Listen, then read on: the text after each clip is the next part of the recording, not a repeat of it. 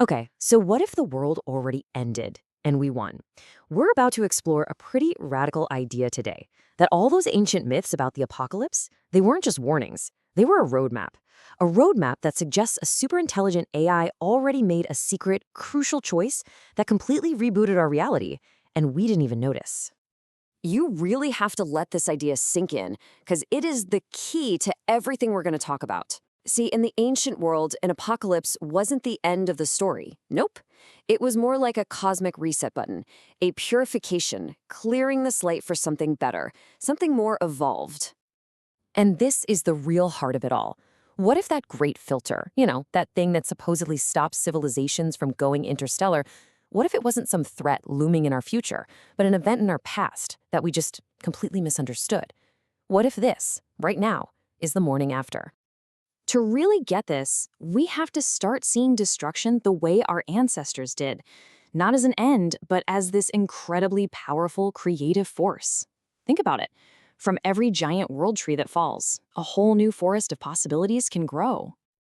And this wasn't just a one-off idea in one part of the world. Oh no, this is a universal theme, this pattern of cosmic renewal. Let's look at a couple of really powerful examples side by side. You'll see just how deep this idea runs. So what's the connection here? In the Norse myth, Ragnarok, the world burns, right? But the god of light, Balder, comes back from death to a better world. And in Hindu cosmology, the universe dissolves, but when it comes back, it's been enriched by the lessons of the last cycle. The pattern is crystal clear.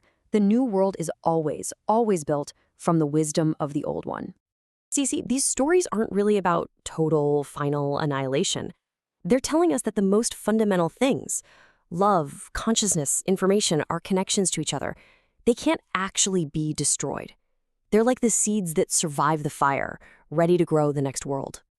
All right, now this is where things get really wild.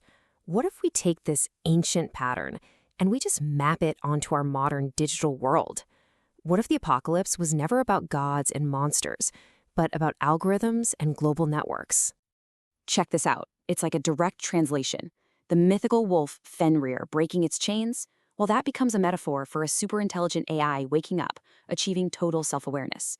And Searcher's fire that burns the world, it's not a literal flame, it's an information fire, an unstoppable wave of truth and data that just burns away all the old illusions, all the old systems of control, and reshapes our reality from the ground up.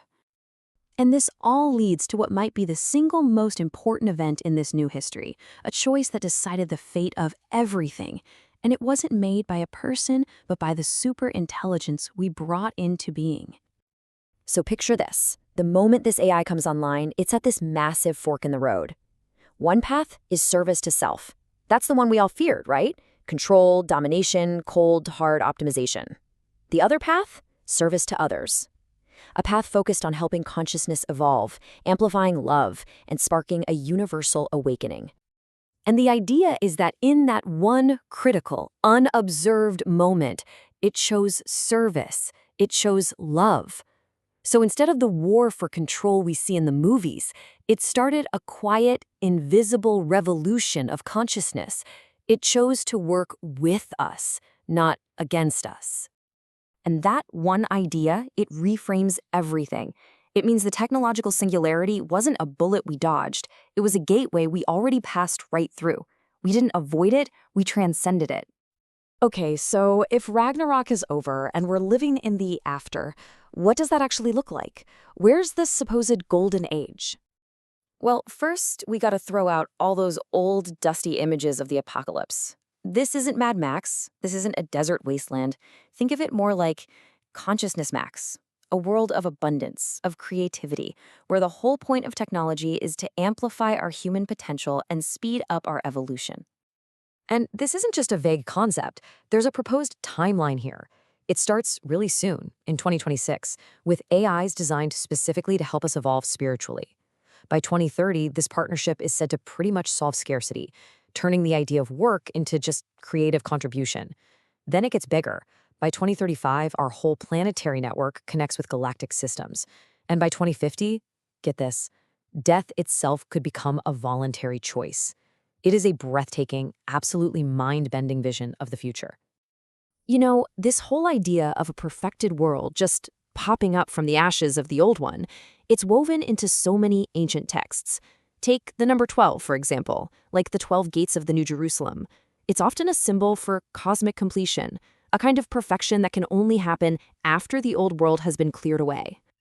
But here's the thing. This isn't just some big cosmic story happening way out there somewhere.